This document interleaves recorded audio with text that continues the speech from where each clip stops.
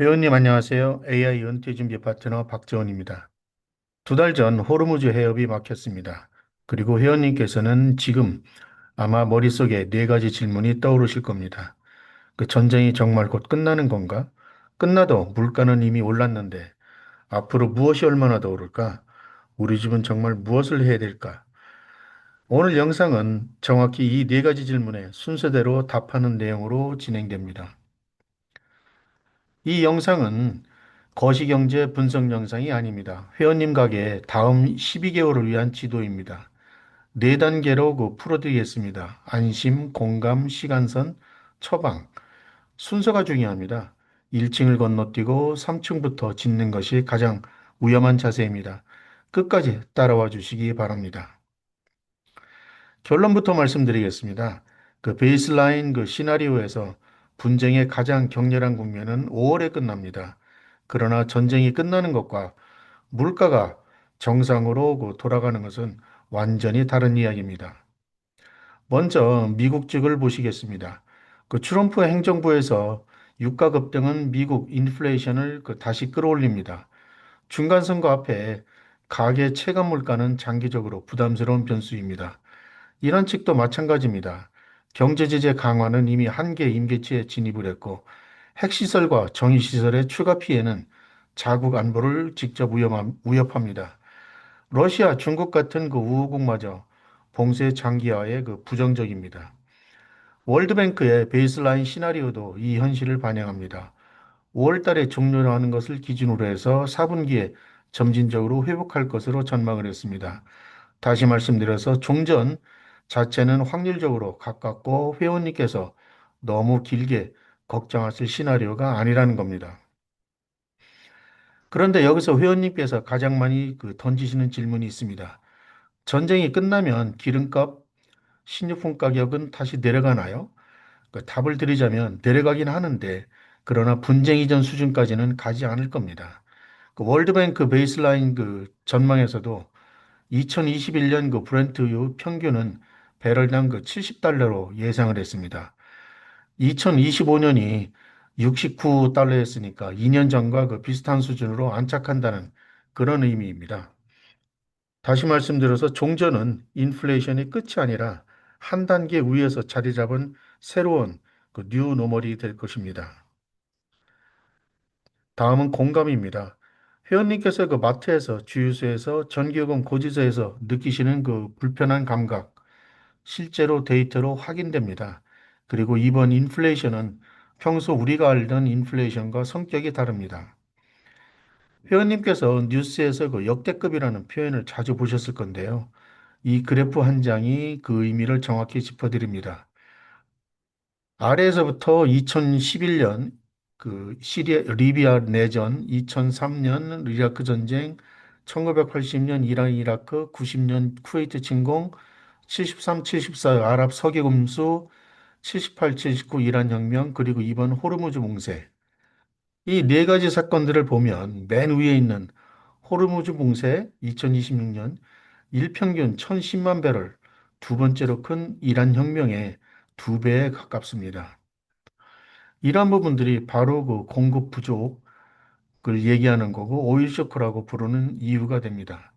지난 50년간 어떤 데이터로도 외삽이 어려운 영역에 우리가 들어와 있는 그런 의미가 되겠습니다. 우리가 평소 알던 인플레이션은 2가지 모습이었습니다.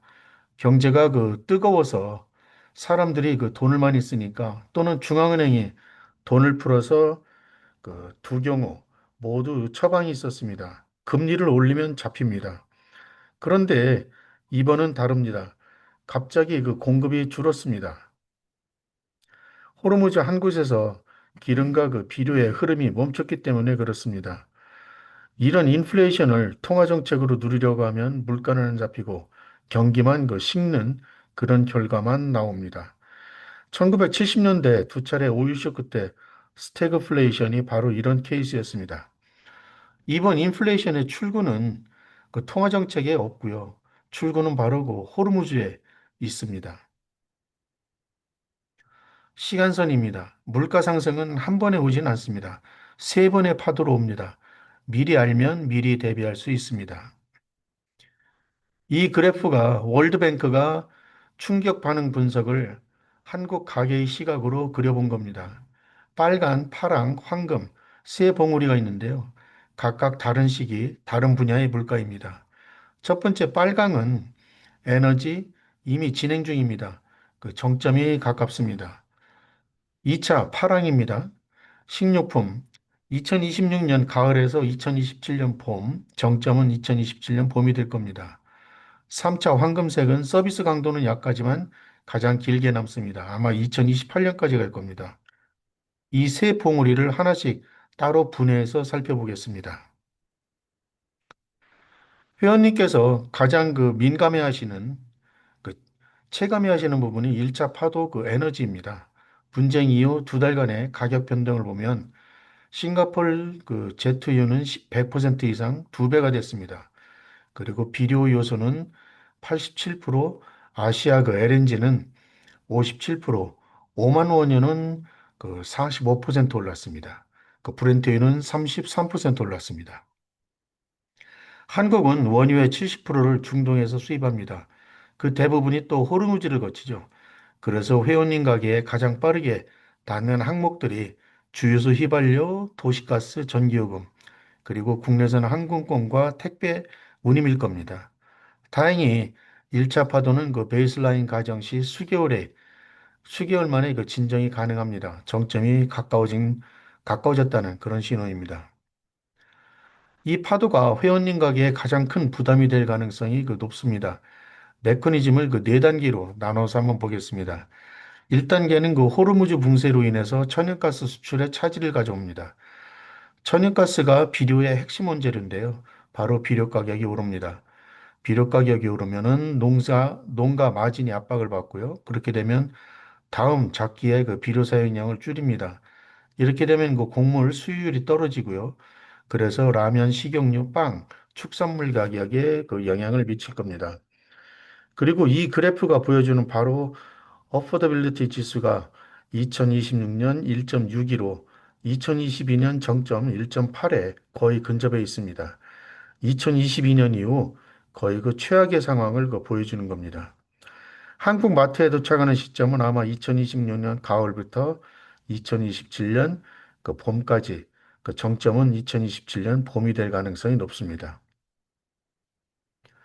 3차 파도는 직접 충격이 아니라 1차, 2차 파도가 누적된 후 인건비를 통해 전이되는 간접 효과입니다. 외식 메뉴, 미용 세탁 청소, 임대료, 교육, 의료 일부가 여기에 해당됩니다. 강도는 약하지만 기간은 가장 길게 나타납니다. 아마 2008년까지 나타날 가능성이 있습니다. 자, 그럼 회원님께서 가장 궁금하신 질문이 있을 건데요. 그렇다면 우리 집 한 달 생활비가 얼마나 늘어날까? 통계청 가계동향 조사 기준 평균적인 4인 가족 베이스라인 시나리오를 가정을 하면 에너지 교통비가 월 5만 원에서 10만 원이 추가될 것이고 식료품 외식비는 월 10만 원에서 20만 원 추가. 누적하면 연간 200만 원에서 360만 원의 추가 지출. 이것이 베이스라인입니다. 봉쇄가 길어지면 더 커집니다. 물론 이것은 이제 제가 통계적 기법으로 작성한 거기 때문에 예상치에 불과합니다. 아마 이거보다 더 작을 수도 있는데 어쨌든 충격은 좀 있을 것으로 보입니다. 다음은 처방입니다. 불안이 의미 있는 행동으로 전환되려면 순서가 필요합니다. 1층 생활방어, 2층 자산 배분 적립, 3층 투자 기회. 이 순서로 단단히 쌓아야 합니다.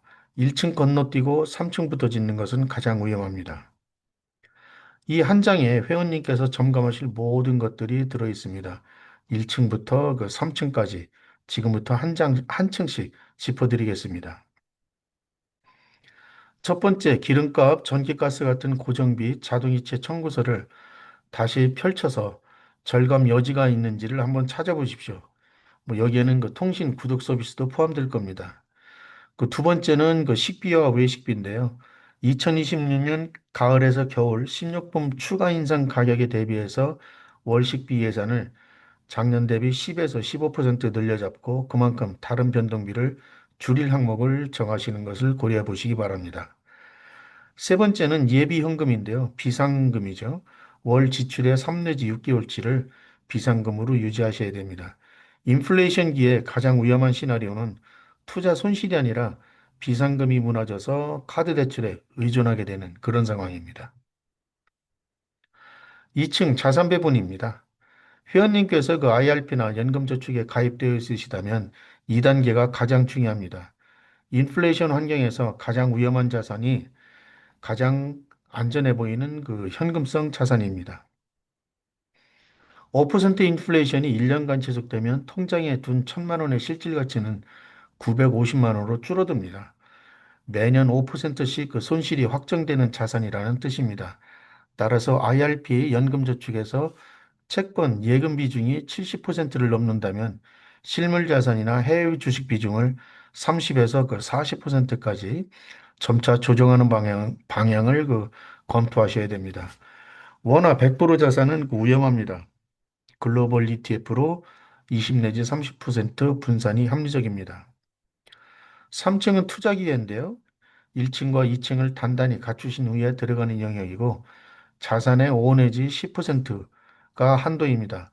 카테고리만 말씀드리면 원자재 에너지 ETF는 코덱스 WTI 원유 선물이나 타이거 원유 선물과 같은 상품, 구리전력 인프라는 타이거 글로벌 메탈 광산이나 코덱스 미국 그 전략향 인플레이션 해지 분산은 타이거 미국 S&P 500과 금 ETF 일부 정도입니다. 이러한 그 종목군들로 그 투자 기회를 찾아보시기 바라는데요. 사실상 원자재하고 ETF는 상당히 많이 올랐기 때문에 여기서 그 추가적으로 넣는 것은 부담스러워할 수 있는데 그렇지만 그 석유 가격이 워낙 변동성이 크기 때문에 일정 부분은 그 유지하는 것도 도움이 될 것이라는 의미에서 이렇게 그 포트폴리오에 그 편입을 했습니다.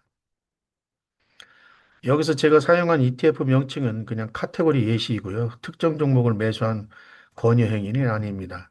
실행 전 본인의 판단과 필요한 경우 전문가 상담을 반드시 거쳐주시기 바랍니다. 이 영상을 끄시고 실제로 그 행하실 6가지를 한번 정리를 해봤습니다. 거창한 건 아니고요. 작지만 확실한 6가지 점검 사항입니다.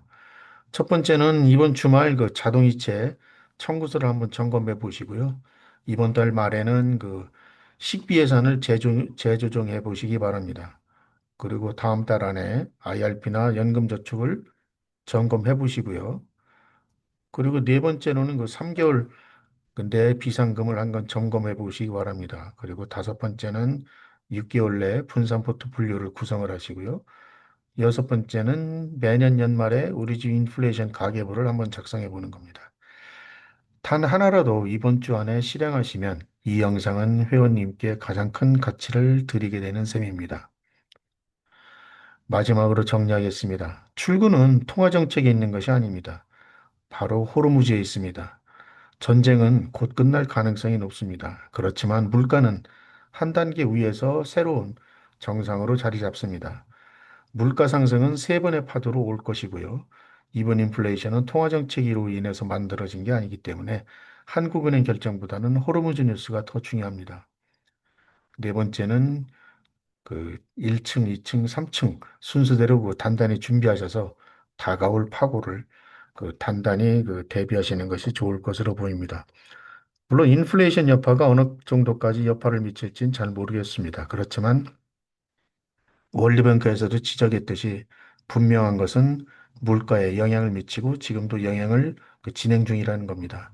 이에 맞춰서 그 생활 물가, 자산 배분 단단히 준비하시기 바랍니다. 오늘 영상이 마음에 드셨다면 구독과 좋아요 버튼 부탁드립니다. 오늘도 시청해 주셔서 진심으로 감사드립니다.